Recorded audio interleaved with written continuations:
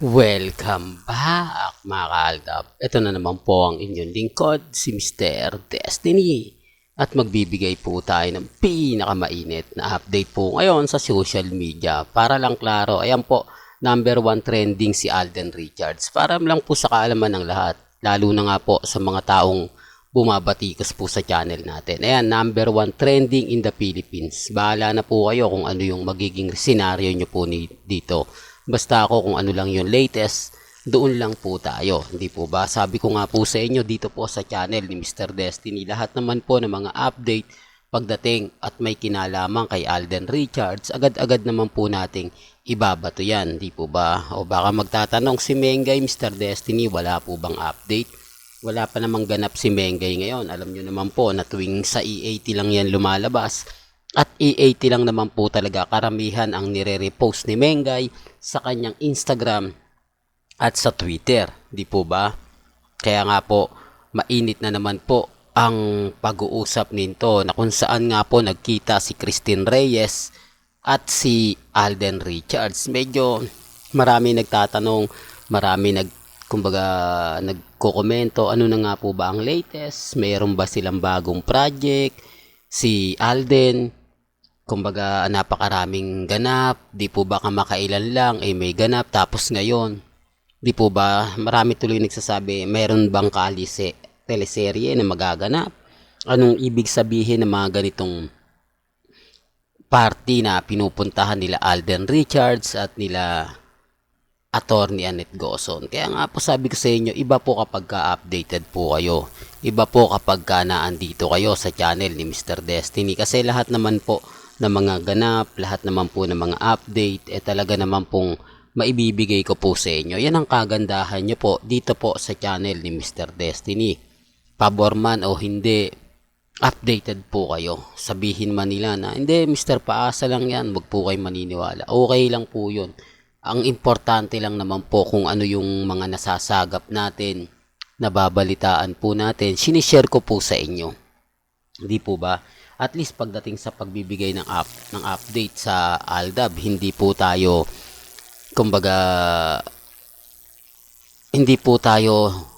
nagpapahuli, hindi po ba? Kasi wala naman po silang dapat ibato. Wala naman po silang dapat ipaintindi sa atin. Kasi tayo po talaga yung malakas. Aldab po talaga ang malakas, di po ba? Dinagdagan pa kasi ni Mengay ng panimula. Ibinigay ni Mengay yung unang post na kung saan parang sinasabi niya sa Aldab Nation, ito ako na magbibigay, tuloy nyo na lang yan, kayo na bahala magpatuloy sa mga throwback picture na ilalabas po ninyo, di po ba, about sa amin ni Alden, di po ba? Sabi ko nga po sa inyo, marami lang bitter, marami lang kumbaga sinasabi ng ganito, sinasabi ng ganyan, di po ba? Kaya nga po si Alden ginagamit dahil si Alden ang totoong sikat na sikat. Masakit pong marinig ito, lalo na po sa mga main fanatics na wala na po si Mengay di po ba? Medyo laos na po talaga siya pagdating sa mga unang-una sa endorsement, di po ba? Kaya nga po marami namimiss sa kanya sa main goals, di po ba? Hindi naman totally sinasabing laos talaga, di po ba? Ang ibig ko lang sabihin, hindi na siya masyado ginagamit pa. Hindi, bibihira na lang nga pong mag-post sa social media. Kaya po yung iba mga main fanatics sinasabing ito na nga po ba yung simula na mawawala na si Mengay kasi Itbulaga na lang siya talaga siya di po ba? Tapos sinasabi nila na pagagandahin daw nila yung E80, gagawa daw sila ng mga ganito, ganyan. Imposible po. Kasi AI family, di po ba? Pag AI family, matik na yan. Kung ano-ano ang mga ilalabas nila, pero yung katotohanan sila Mengay lang at si Alden ang malakas, di po ba? Relax lang po kayo mga kaaldab, di po ba? Marami kayo nakaka-relate, no? I-rewind ko lang po way back 2010, 2012, 2013.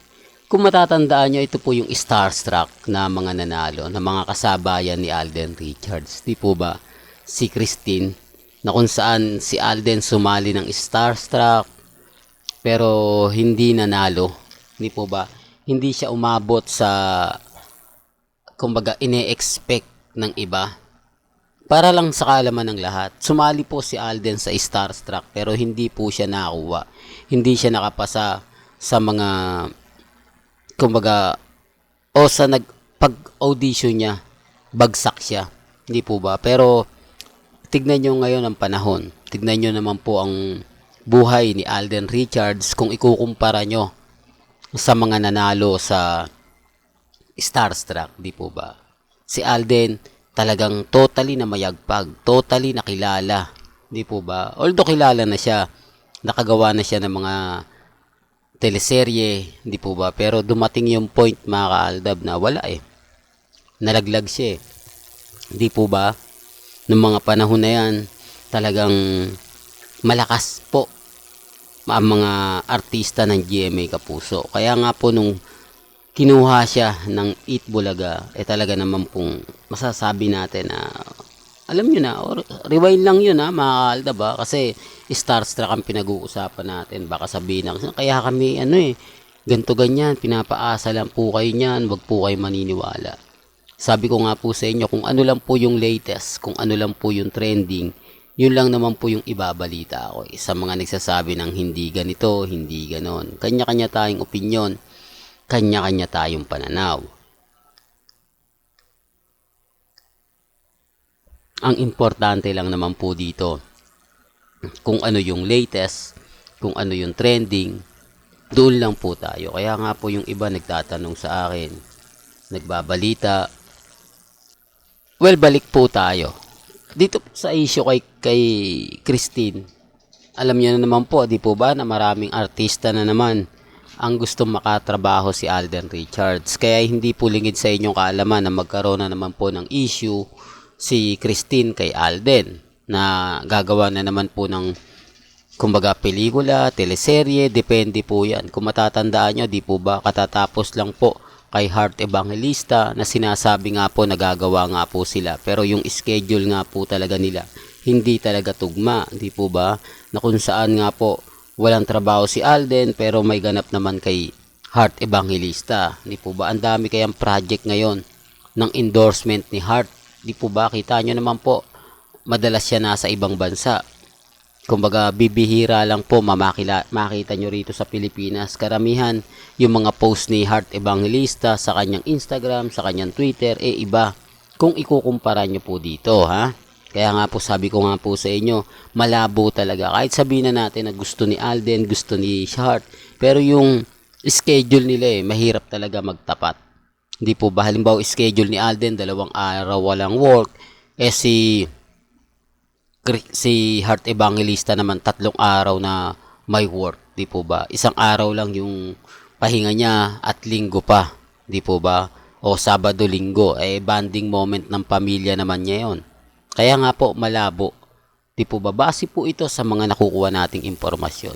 Base po ito sa mga nakakalap natin. Sabi ko nga po sa inyo, dito po sa channel ni Mr. Destiny, lahat po ng mga gusto nyo mapanood, mapakinggan, pupunta lang naman po kayo dito at kita nyo naman po lahat-lahat na mga gusto nyo pong marinig, gusto nyo pong mapanood, mapakinggan.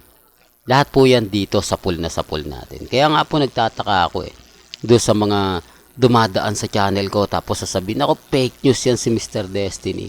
Di po ba? Fake news daw po tayo pero tayo yung nagte-trending. Tayo yung pinag-uusapan, tayo yung pinagpepiestahan. Guilty lang po sila kasi si Mengay tahimik. Tapos tayo po nagpipiesta dun sa post. Dapat na makikinabang sa post ni Mengay sa Instagram, main fanatics, pero bumaliktad yung sitwasyon Ang mas nakinabang at mas natuwa ang Aldab Nation. Totoo to mga ka-Aldab. Kaya nga po kita nyo sinasabi, huwag nyo nang idamay si main kasi apektado po sila. Real talk yan mga ka-Aldab. Well, hanggang dito na lang po yung updates natin Kaya kung gusto nyo pa po ng pinaka-latest at sariwang update, abay tumutok lang po kayo dito po sa channel ni Mr. Destiny para updated po kayo sa mga latest at sa mga bagong video po na ilalabas po natin maya-maya lang.